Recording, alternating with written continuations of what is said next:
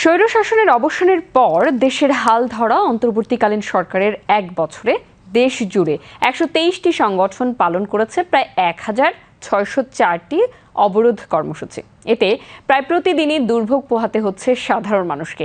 নানা দাবি দাওয়ার এসব আন্দোলন ও অবরোধ কর্মসূচি ব্যাহত করছে সরকারের স্বাভাবিক কার্যক্রমও। এ নিয়ে বিস্তারিত থাকছে আলাউদ্দিন মজুমদারের প্রতিবেদনে। আমরা দায়িত্ব নেওয়ার পরে ১,৬০৪টা অবরোধ হয়েছে রাস্তায়, ১,৬০৪টা ঢাকা শহর এবং আশেপাশে। এই যানজটের কিন্তু একটা বড় কারণ হলো, একটা রাস্তা যদি একটা কোনা ব্লক হয়ে যায়, পুরা ঢাকা শহর কিন্তু এফেক্টেড হয়ে যায়। ছাত্র জনতার রক্তাক্ত আন্দোলনের মধ্য দিয়ে একনায়কতন্ত্রের পতনের পর জনগণ আশায় বুক বেঁধেছিল গণতন্ত্রের পূর্ণ প্রত্যাবর্তনের। সেই প্রত্যাশার প্রতীক হয়ে গঠিত হয় অন্তর্বর্তী সরকার, যার মূল লক্ষ্য প্রয়োজনীয় সংস্কার, গণহত্যার বিচার এবং একটি গ্রহণযোগ্য নির্বাচন আয়োজন। কিন্তু সেই সরকারকে শুরু থেকে প্রতিদিনের অবরোধ, বিক্ষোভ ও দাবি দেওয়ার মুখে পড়তে হয়েছে।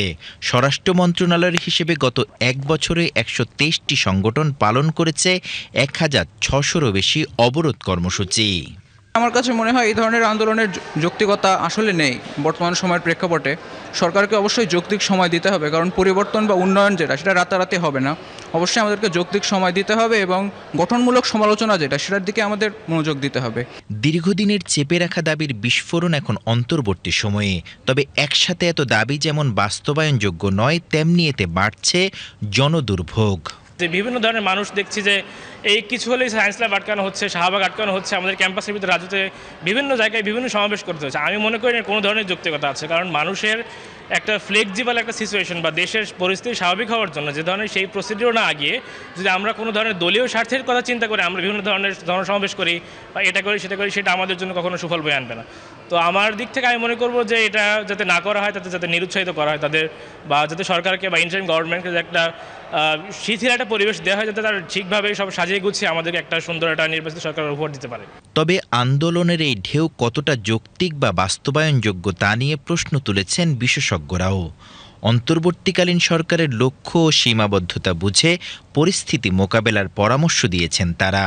আমাদের তো গণতন্ত্র উত্তরণ ঘটাতে হবে, এই সরকারকে সফল করতেই হবে, এবং এই সরকারকে সফল না করতে পারলে আমরা নির্বাচন করতে পারবো না। এই সরকারকে সফল না করতে পারলে আমরা আমাদের যে সকল সংস্কারগুলোতে একমত হয়েছে সেগুলো করতে পারবো না। এই সরকারকে সফল করতে না পারলে আমরা জবাবদিহিমূলক শাসন নাও পেতে পারি। সুতরাং এই সরকারকে সফল না করতে পারলে কিন্তু আমরা রাজনৈতিকভাবে বিভাজিত হয়ে যাব, আমরা ডিসইন্টিগ্রেটেড হয়ে যাব। এই সব কিছু মিলে বাংলাদেশকে বাঁচাতে হলেও এই সরকারকে যতটা পারা যায়, মানে তাদেরও লিমিটেশন থাকতে পারে, সীমাবদ্ধতা আছে, সেই সীমাবদ্ধতাগুলোকে আইডেন্টিফাই করে তাদেরকে এই জায়গাতে মুক্ত হওয়ার পথ আমাদেরকে বাতলে দিতে হবে, আর তাদেরকে সফল হওয়ার জন্য আমাদের সম্পূর্ণ সহযোগিতা করতে হবে। এটা আমাদের সবার জন্যই প্রয়োজন। ফেসিবাদের পতনের পর মুক্ত পরিবেশের সুযোগ নিয়ে ন্যায্য দাবি জানাতেই পারেন বঞ্চিতরা, কিন্তু সুযোগ কাজে লাগিয়ে স্বার্থান্বেষী মহলের দেশকে অস্থিতিশীল করার প্রচেষ্টা শক্ত হাতে দমন করবে সরকার।